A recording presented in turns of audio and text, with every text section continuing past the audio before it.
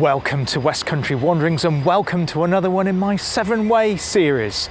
This is Severn Way 9 and this is the one where we're focusing slowly on the town of Shrewsbury. I'm currently at Shrewsbury railway station. We've got lots of interesting things quite close to the railway station. We've got the Abbey, we've got the castle, and we've got a fantastic signal box which I'll just show you in a second. The reason I've decided to devote the entire episode today just on Shrewsbury is because there's so much here. And if it wasn't for the river, the town wouldn't exist. In fact, as we saw last time, it's built on almost an entire island. And at some point that could happen where the river could completely join it and isolate it off here. And this would be part of the island where I'm currently standing at the railway station.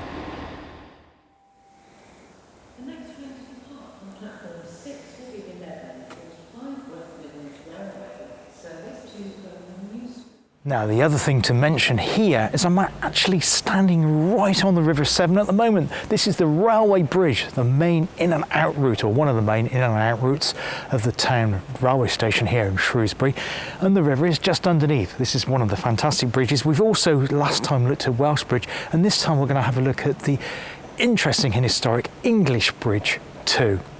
Now, Shrewsbury railway station is an important junction of 5 lines, including the line down to Hereford and the one across towards Wolverhampton, which I come on today. There's also the line, the Cambrian coastline, which we travelled on before, which goes across to the towns of Welshpool, Newtown, and eventually ends up on the coast at Aberystwyth.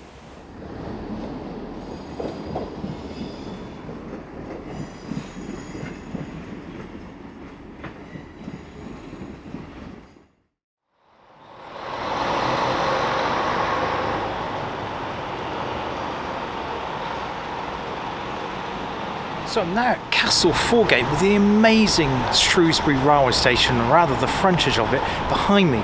We're going to make our way now to Shrewsbury's castle. I'll tell you a bit more about who built the castle, who indeed built the Abbey, because it was one and the same person here at Shrewsbury. We should get some views from the top of the castle too.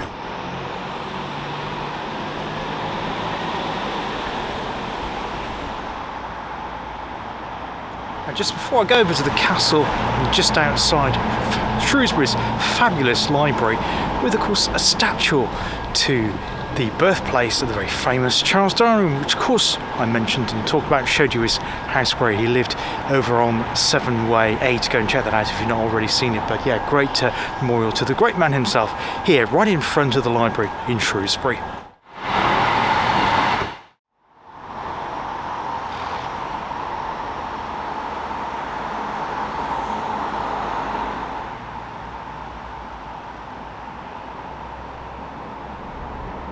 Now, behind me here we have a memorial to Queen's Jubilee. Of course, that's now taken on quite a poignant note with the sad death of the Queen very recently, just about a week ago as I'm filming this here in Shrewsbury. But yeah, wonderful memorial garden here, which obviously it wasn't a memorial garden when it was planted originally, because it was to commemorate the Queen's Jubilee.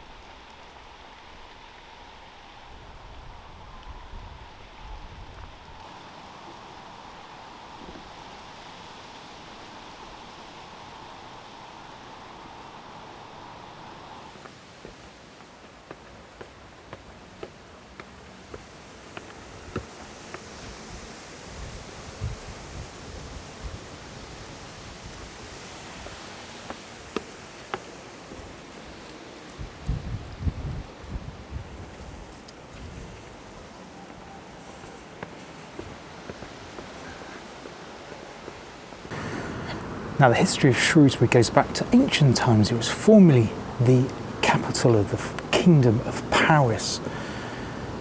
It was gifted to Roger de Montgomery of Paris, who we've come across many times when we were looking at Welshpool. And he built the castle here in 1074. He also built the Abbey, which we will be looking at later in today's video. I've just come up from the top. There's a tower here, the Courcy Tower, which affords great viewpoints. You can go at the steps that behind me. It kind of goes up and around and down, and then you can have a look out, but you can't get into the tower itself.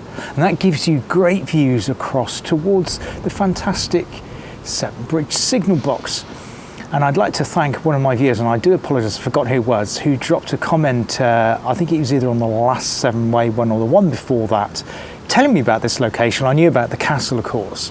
I didn't realise how much you can see here. You've also got great views down to the River Severn, and where I started today's video off when I was doing the piece to camera, on the platform with the Shrewsbury sign behind me, standing on the railway bridge with Sabrina underneath. In 1138, King Stephen besieged Shrewsbury Castle behind me.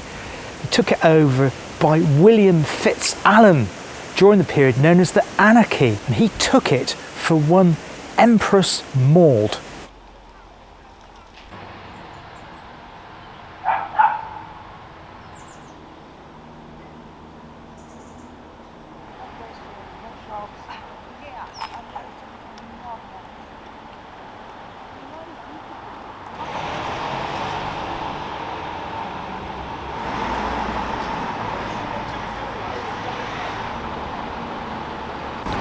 Now, Shrewsbury's layout is still on its medieval layout in terms of its streets, and it's unique in that in Great Britain. Now, the building behind me used to be Shrewsbury's Infirmary Hospital, now a parade of shops.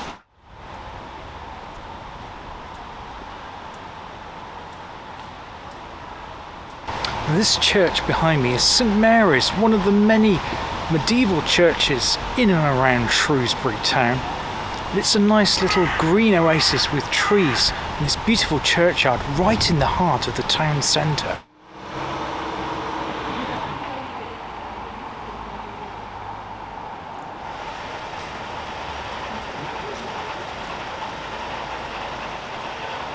Now, Shrewsbury is full of a wealth of history. I've just noticed on the plaque here, this is known as the Carriage Works. You can see that there.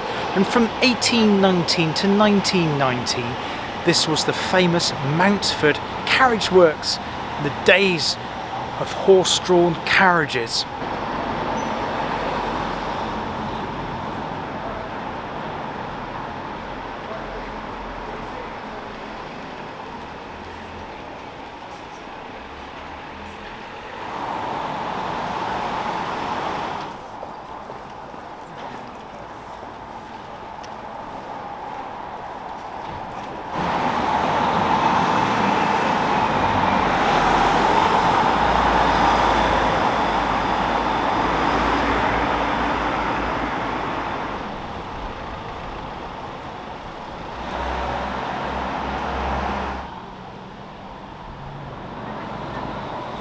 Now, I feel very fortunate at this spot. I'm actually standing again on the bed of the River Severn. As I say, we're here right in the heart of Shrewsbury.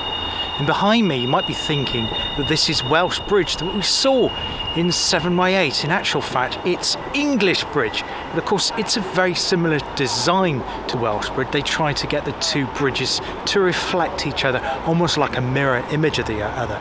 Got some swans down here. This is a beautiful stretch of the river here, right through the heart of the town. And I'll say I feel privileged because, of course, come the winter time, the water would be at least up to my knees, if not probably up to my chin. So, and the river would then just be barrelling under that arch there, under English Bridge, right behind me there. But yeah, fantastic spot. I'm crossing over English Bridge. I will do another piece if I can, telling you a little bit more about this bridge. But over the bridge is where we get to Shrewsbury Abbey.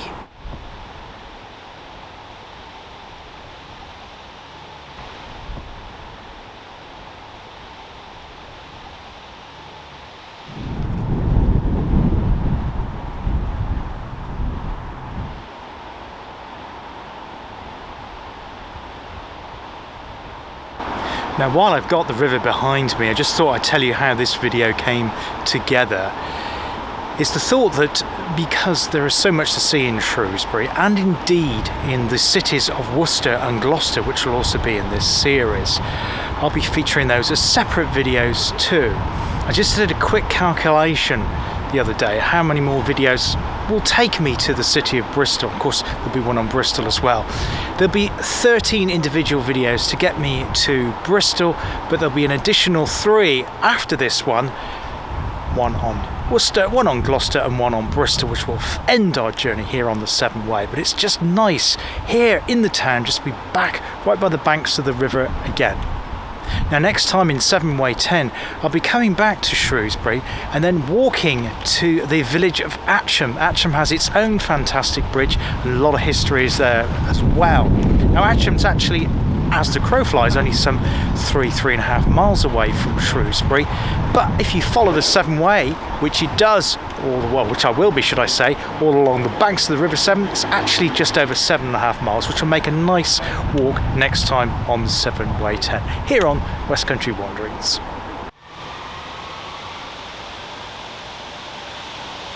Now, English Bridge was built between 1763 and 1774, and similar to Welsh Bridge, it replaced an earlier bridge. Between 1923 and 1927, it was taken down brick for brick and completely rebuilt to be completely re-strengthened, I guess, for obviously heavier traffic, wider loads, that kind of thing. And it was opened by the Queen. I would imagine that would have been Queen Mary in 1927.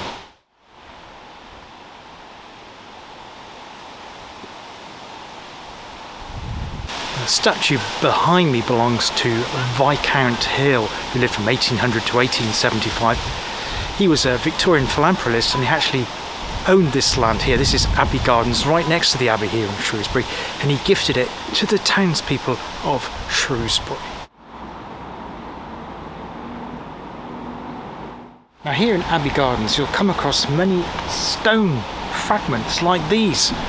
And their existence is because of one John Carlin, who was a stonemason and builder. He lived in Shrewsbury, and this site, before it became Abbey Gardens and gifted by the aforementioned Mr. Hill, who was also a member of Parliament for Shrewsbury, used to be a stonemason's yard. In fact, they built a lot of the 8 early buildings around the 18th century here in Shrewsbury.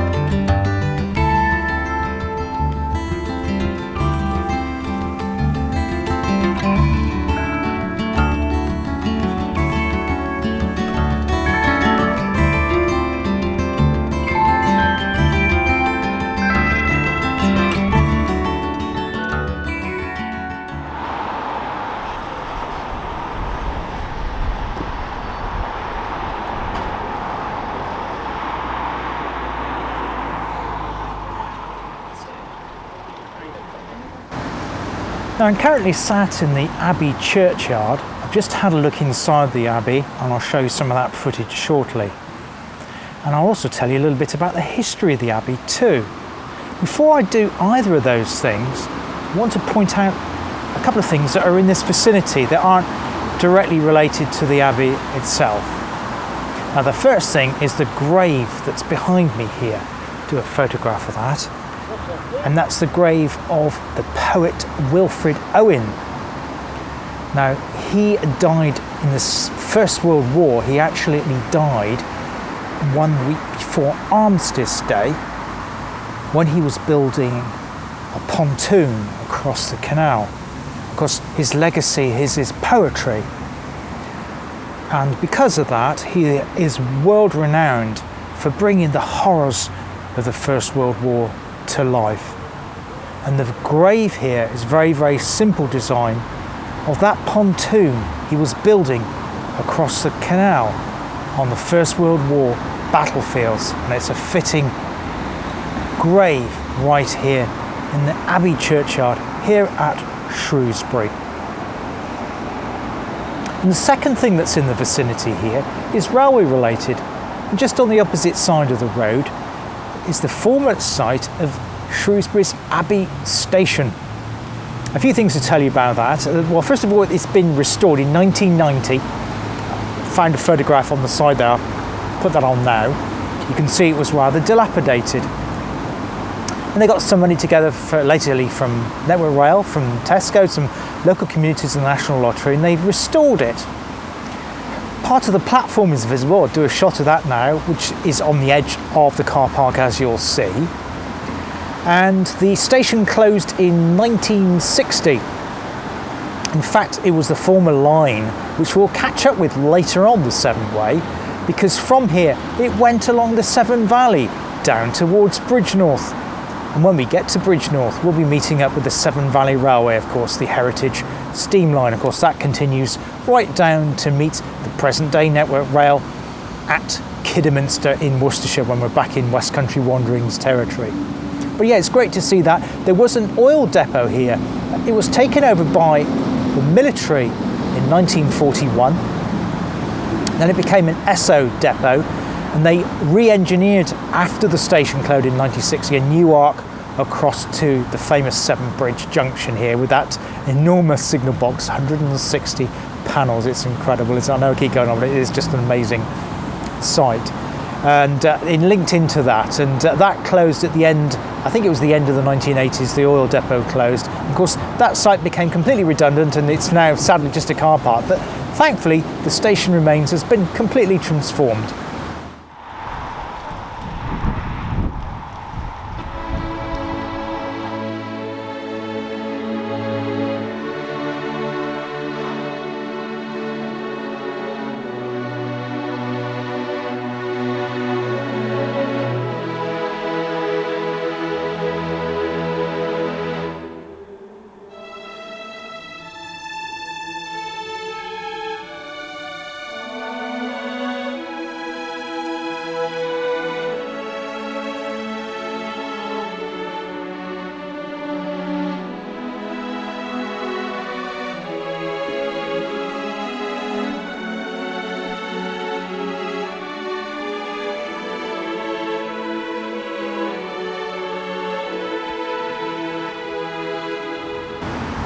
Now, the Abbey here at Shrewsbury was founded in 1083 as a Benedictine monastery by Roger de Montgomery, as we've said, that man again.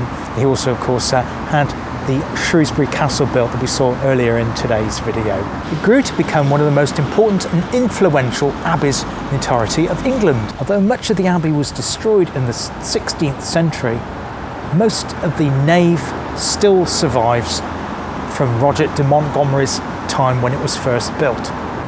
Now, before Norman times, before the building of the magnificent abbey here, there was a small Saxon chapel just on the edge of the town. That had been built by Swelward, son of Ethelward, and also a close relative of Edward the Confessor. Now, when Roger de Montgomery received Shropshire from William the Conqueror, remember Roger de Montgomery was the clerk of William the Conqueror. He received the entire county of more or less what is the present Shropshire. He actually gave it to one of his clerks, Linnaeus of Orleans. On the 25th of February 1083, Roger summoned all his officials, including Warren, the Sheriff of Shropshire, and Picault de Say, and publicly pledged himself to found a new abbey, laying his gloves on the altar of St. Peter, granting the whole suburb outside the east gate for the construction. Reginald and Prods, two monks from the great Benedictine Abbey of St. Martin and Son in southern Normandy, formed the nucleus of the new community and began to plan and build the monks' lodging. working with Ordelius and Wern. Domesday Book found the abbey under construction. In the city of Shrewsbury, Earl Roger is building an abbey and has given it to the monastery of St Peter, where the parish church of the city was. This suggests that Swearard's foundation was already a monastery before Earl Roger began building, but it's fairly certain that there was no more than a wooden parish church. In 1539, Cromwell moved to the dissolution of the larger monasteries that hadn't been destroyed by Henry VIII's earlier plan. Shrewsbury was among them. Henry VIII personally devised a plan to form at least 13 new dioceses, so that most counties had a cathedral. The plan included making Shrewsbury Abbey a cathedral, but while new dioceses were established at Bristol, Gloucester and Oxford, the plans were never completed at Shrewsbury, which is why, as we explained, because this is an abbey and not a cathedral, Shrewsbury is still a town and not a city.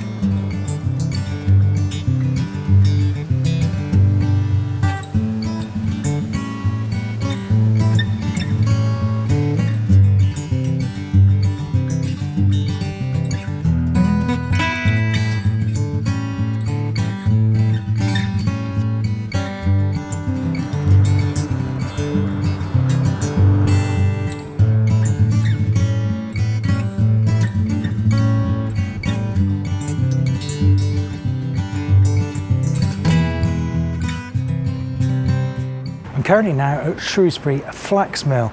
In fact, this building was the first iron-framed building in the world, and it had a chimney which was as tall as the mill yet again, and once that smoke was coming out of that, you could see it for miles wide around. Legend has it that the chimney was so tall it was the inspiration for future skyscrapers of the late 19th and going into the 20th and obviously into the 21st centuries. This flax mill was actually originally alongside the Shropshire Canal, and it would have gone along here where the development site currently is. You can go into this. I've arrived here a little bit late for that, I'm afraid. It closes in 15 minutes, but you can see the tall iron columns inside. I'll see if I can get a shot of that, insert that now. But yeah, an amazing building here, and at one time over 400 men, women and children worked here, and probably in difficult positions processing the flax. There would have been dust, there would have been a lot of noise, there definitely wouldn't have been much ventilation. It would have been very, very difficult conditions to have worked in this mill here in Shrewsbury.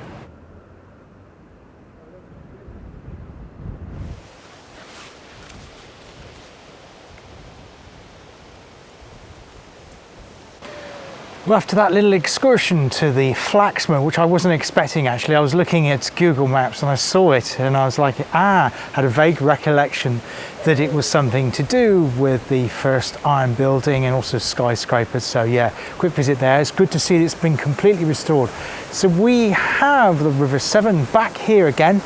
I've really enjoyed my day here in Shrewsbury. I hope you've given you a bit of a flavour of the town. There's so much more here to say.